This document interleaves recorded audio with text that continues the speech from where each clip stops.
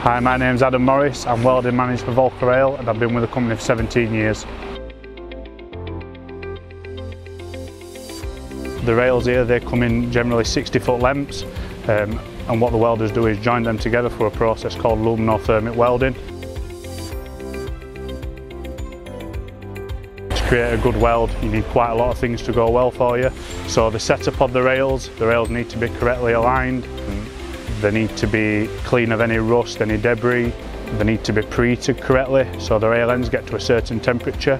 Because what an aluminothermic weld does is it adds a thermite portion, which is a mixture of aluminium and iron oxide and other particles which react and pour into the rails, create a joint which joins the rails together. So for the reaction to occur, it needs to reach a temperature of 2,500 degrees. After it's joined and casted, you leave the weld for 5.5 minutes and then you put a weld shear on there, which is a machine which goes on top of the rail head and it cuts the excess metal off. After that you leave that for half hour and then you can clean the weld and grind the weld. So what that will do is give you a smooth transition of the rail on the rail head and in the groove. You do that by using a large grinding machine and angle grinders. The rails come in the 60-foot sections and they need joining so that they've got a continuous running pattern for the trams. Well, optimum welding conditions will be dry, least moisture as possible, especially no rain's not ideal. What can happen is any moisture that gets into the weld can create a defect within the weld. Defect can be many things, so you can have like a surface cavity in your weld collar, there can be like a gap in there.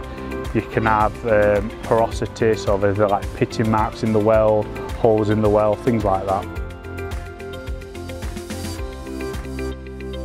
The most challenging thing for aluminothermic welding, I would say, is the setup of the rails.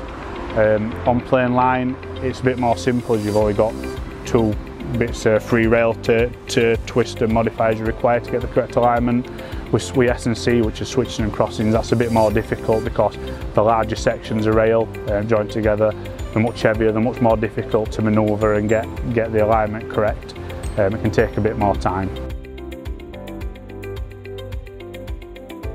We wear the standard PPE in terms of hard hats, gloves, glasses, etc. However, we do have more advanced PPE in terms of flame retardant overalls, flame retardant welding boots, gauntlets and air-fed respirators with full face protection, which they help guard obviously from the heat and from the sparks when grinding.